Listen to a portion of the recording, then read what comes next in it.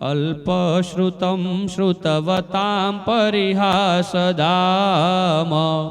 ત્વદ્ભક્તિરેવ મુખરી કુરુતે બલાન મામ યત કોકિલઃ kill મધૌ Madhuram વિરૌતિ તચ્ચારુચૂત કલિકા નિકરૈક હેતુ। છઠ્ઠી ગાથા અલ્પશ્રુતમ શ્રુતવતામ પરિહાસધામ। જે ગાથાની અંદર પોતાની અજ્ઞાનતા દર્શાવે માનતુંગ સુરી મહારાજા જબરજસ્ત જ્ઞાની, જબરજસ્ત કોટીના પ્રભુના ભક્ત અને જબરજસ્ત કોટીની જેમની પાસે જ્ઞાન સાધના છે, અને એ ગુરુ ભગવંત પરમાત્માની આગળ ભક્તિ કરતા કરતા એવું સૂચવે કે મારી પાસે કંઈ છે જ નહીં, મને કંઈ આવડતું જ નથી, તમે વિશિષ્ટ જ્ઞાની છો, તમે કેવલ જ્ઞાની છો, અને તમારી આગળ મારા જેવો અજ્ઞાની વ્યક્તિ તમારી ભક્તિ કરવા માટે તત્પર બન્યો છે, મને શક્તિ આપો, મને સામર્થ્ય આપો કે હું તમારી ભાવપૂર્વક ભક્તિ કરી શકું।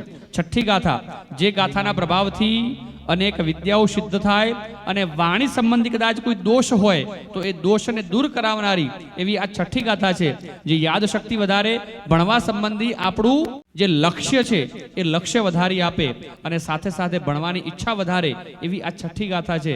જેમને પણ ઘણીવાર એવું બનતું હોય કે ઘરે દીકરા દીકરીઓને આપણા બાળકોને ભણવાની ઈચ્છા ન થતી હોય, કાં તો ભણવામાં નબળા પડતા હોય, અથવા તો તમે ગમે તેટલી વાર યાદ કરાવો કરીને ભૂલી જતા હોય, તો એવા પ્રસંગોમાં આ છઠ્ઠી ગાથા છે ને બહુ ઉપયોગી છે।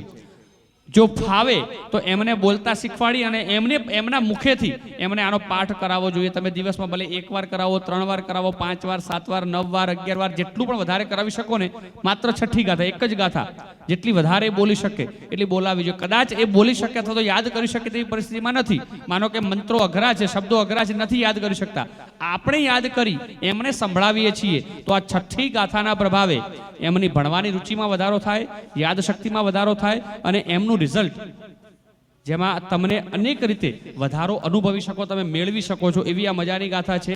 પણ ખાસ માત્ર સંસાર સંબંધી લક્ષ્ય નહીં, આ ગાથાના પ્રભાવે એવું જ્ઞાન મળે કે જે જ્ઞાન આપણને મોક્ષમાં લઈ જવા માટે સક્ષમ હોય, જે જ્ઞાન આપણને ધર્મની આરાધનામાં વધારો કરાવી શકે, અને એવા ભાવો સાથે આ છઠ્ઠી ગાથાનું પાઠ તમે કરી શકો છો, કરાવી શકો છો।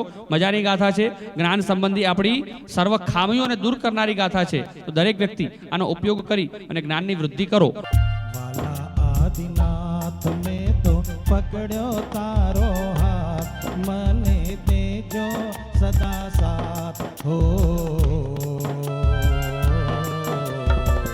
વાલા આદિનાથ હો।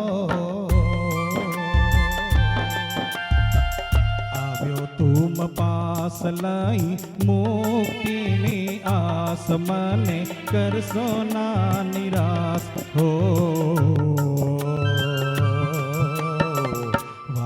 આદિનાથ હો।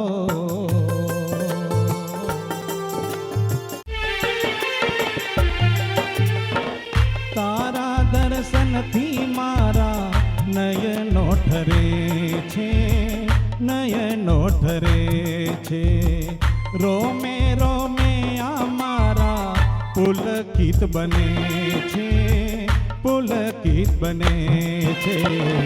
ભવો ભવનો મારો